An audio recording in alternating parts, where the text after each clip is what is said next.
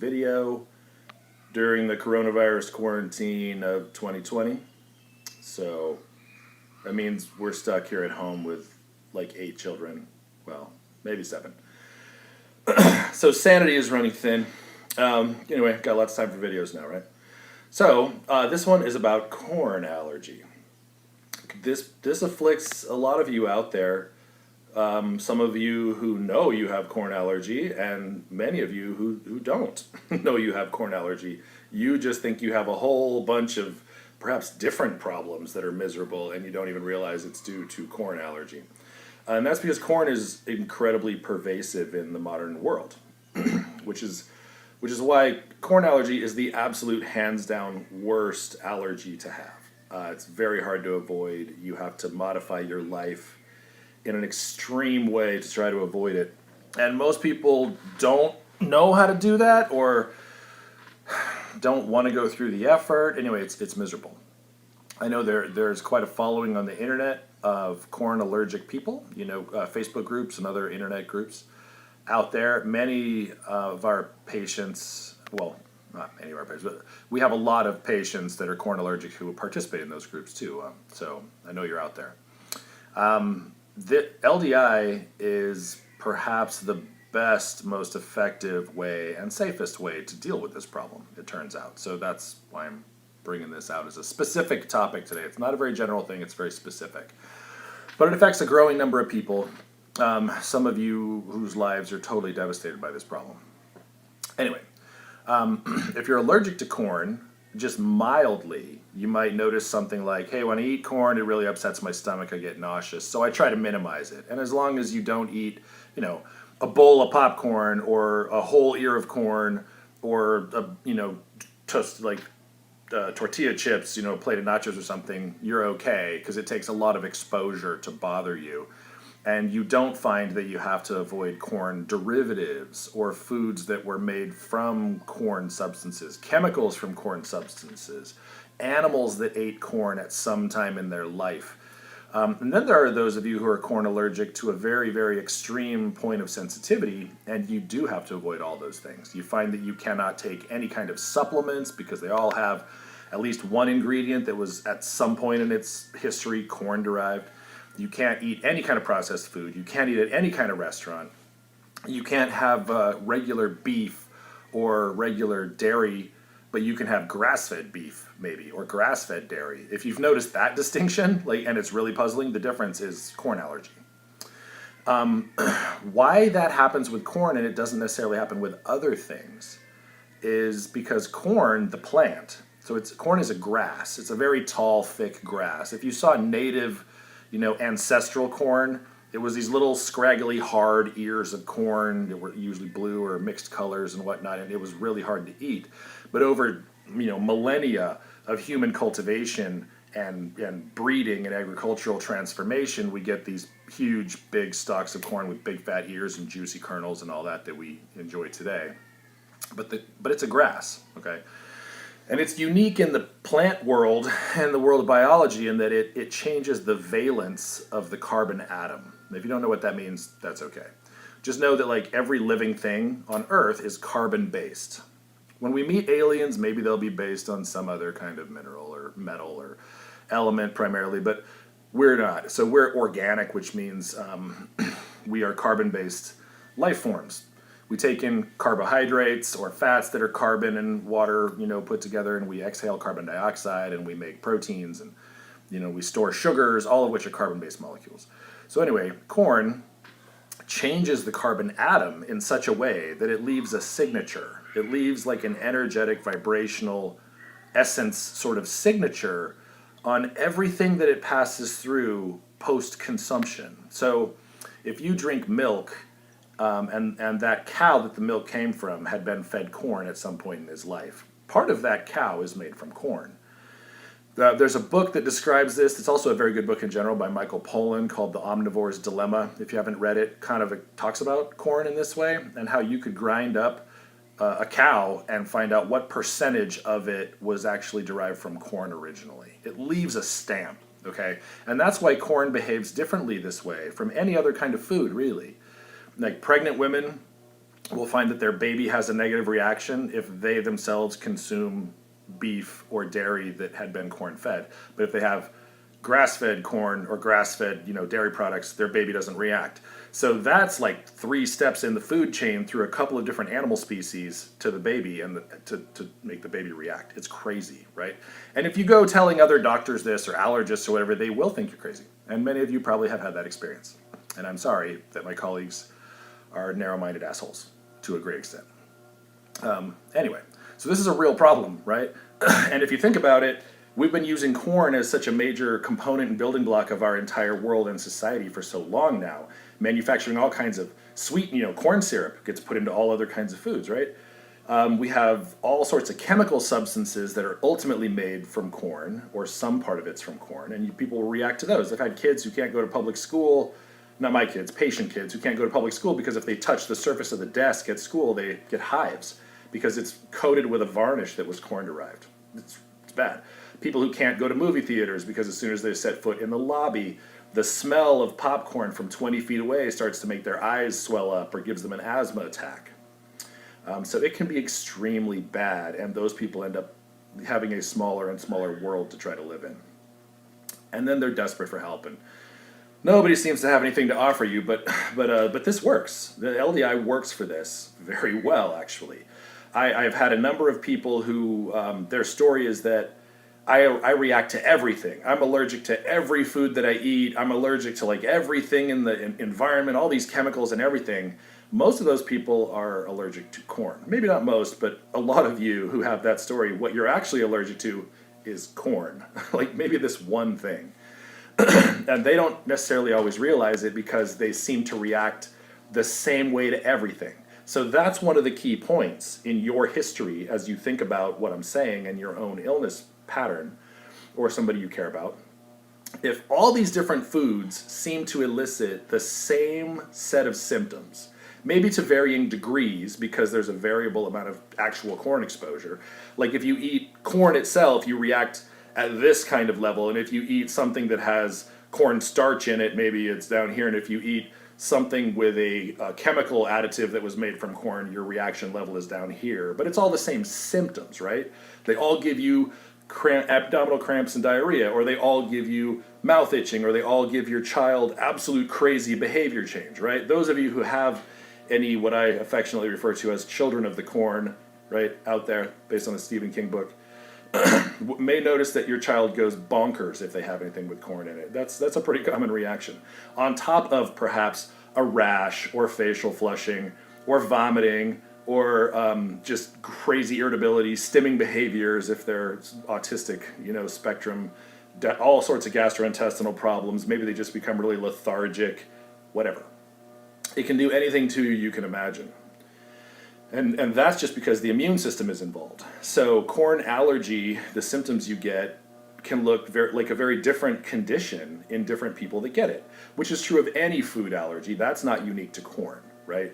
Once the immune system is involved, this trigger over here, even though maybe all these different types of triggers can all cause all these different types of symptoms. That's a spider web of chaos and possibilities. So people who have very narrow views of allergy and what that looks like allergists, who are some of the least helpful people on the planet, unfortunately, might tell you something like, oh, well, if you don't get hives or if you don't get mouth swelling, you're not allergic to it.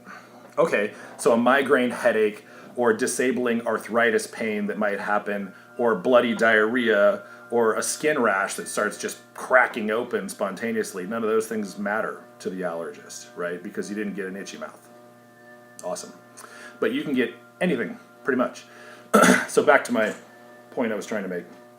If somebody notices that they eat 100 totally different, seemingly different types of foods, and they all cause the same set of symptoms, then you're not actually allergic to every one of those foods on their own merits. Because just statistically speaking, the odds of you having the same symptom reaction to that many different foods approaches 0.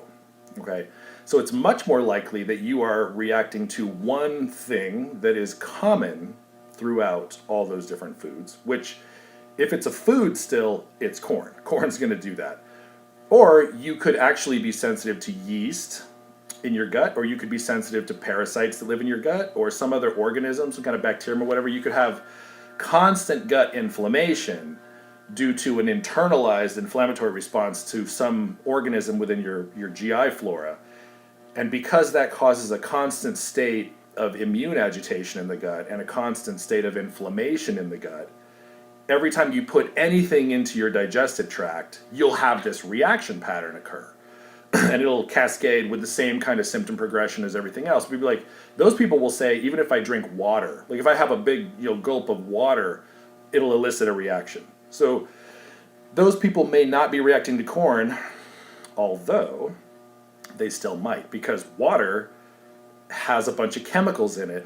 Generally, like almost, it doesn't matter what kind of water you drink, for the most part, tap water from almost any city, most bottled waters, you're going to get corn residues, and some people will have a reaction to water because of the corn-derived substances in it.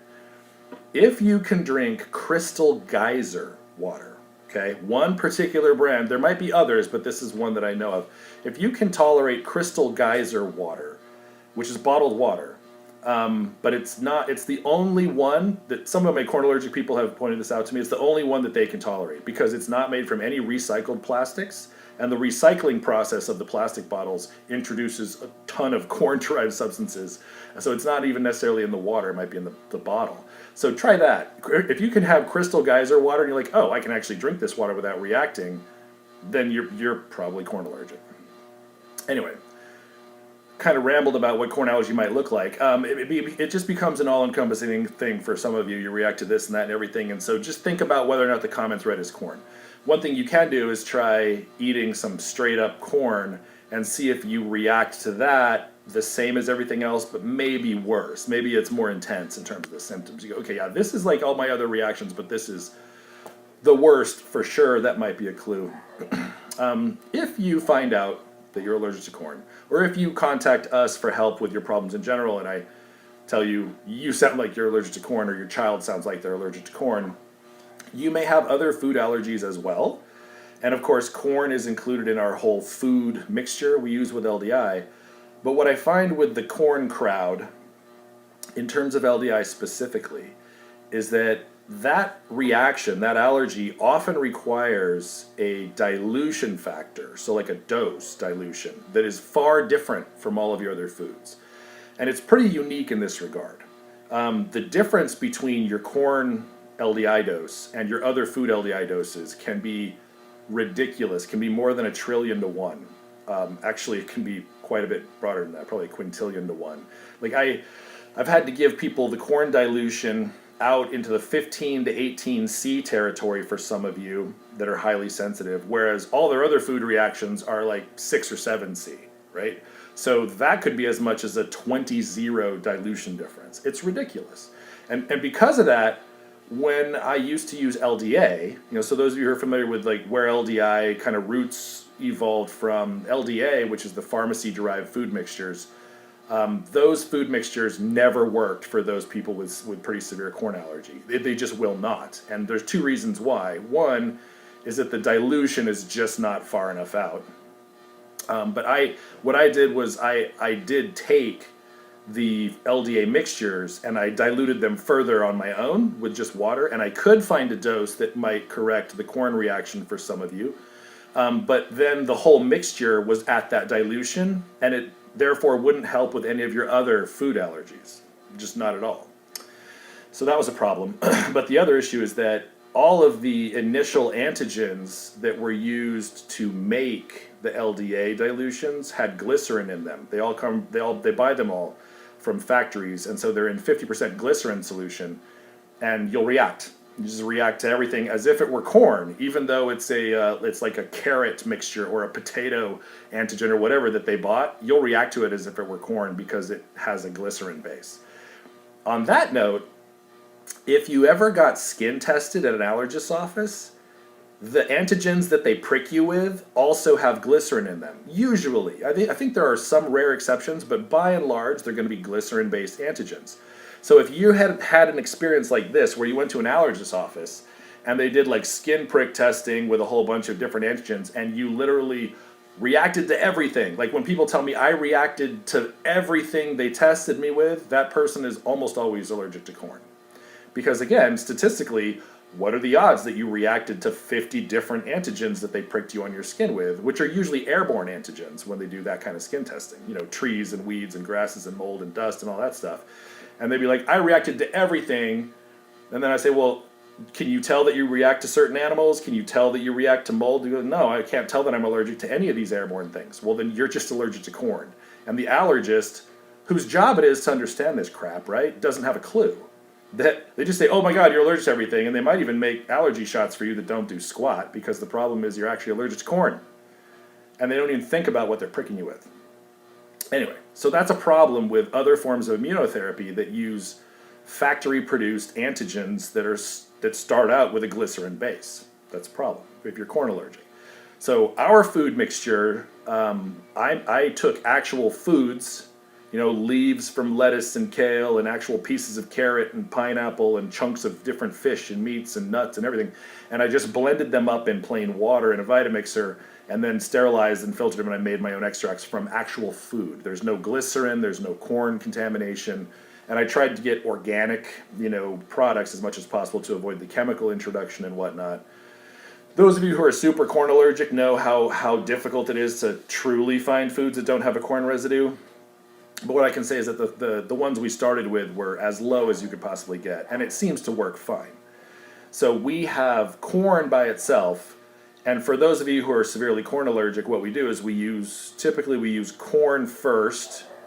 And that way we can get your biggest problem under control, find the dose that works for that, and we don't get confused by all the other food reactions you may or may not have. You can focus on testing with corn that you know is just a corn exposure. And when we get that dose right, it will reveal what are other actual food reactions that you might have. Because a lot of you do. A lot of you do have a reaction specifically to dairy, or a reaction specifically to potatoes or tomatoes or rabbits or whatever, you know, eating rabbit, not petting a rabbit. So you'll be able to tell. Once we get the corn like smoke cloud out of the way, you can tell, oh, now I can tell when I have dairy, I just get really congested.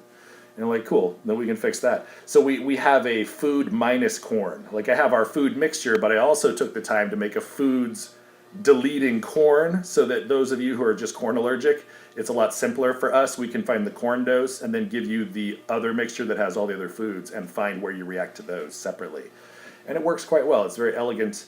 It freaks people out to go through the process because some of them have really severe reactions and they don't want to do test exposures to try to see if each LDI dose actually works. So what I encourage people to do, and if you watch this, do it before you ever contact us, so you already know this at the time of our discussion, is to do skin testing with corn and see if you have a visible reaction, because then you can use that as our guide after every LDI dose to see if the corn LDI dose worked or not. Like if you take some cornstarch and water and just put a little paste on your forearm or back at the top of your foot, someplace away from your mouth, right? And you have a redness and an itching or a hive reaction even show up, then that's great. That's your baseline reaction, and we can use that as our guide rather than having to eat something with corn in it and risk the full Monty of like reactivity that you get. So other things you can do is airborne reaction. A lot of our severely corn allergic people, like I mentioned, can't go to a movie theater, or if somebody pops microwave popcorn in the room that they're in, they'll start having a reaction. They can't be around it. Or they can open a bag of tortilla chips and like from arm's length and go, oh yeah, my eyes are burning, I'm starting to feel dizzy, whatever. You know, use some exposure like that as your initial test. And funny, one of our recent patients who's an adult in her 40s who has corn reactivity, to the point where she couldn't go to movie theaters, she'd get these reactions. She took her most recent dose, and I think she's reacting around corn somewhere in the 12 to 15 C range, which is where a lot of you react. And by comparison, most of you, if you react to corn in the 12 to 15 C range, your other foods are still likely to be like 6 C or something, just crazy different. Anyway, after one of her recent doses, she did the popcorn test, and she's like, I didn't have any reaction. I even put my nose right in the bag and nothing happened to me at all. And so then what I told her is, well, now then you have to try to eat some. Because the goal of this is I can eat corn and nothing happens at all.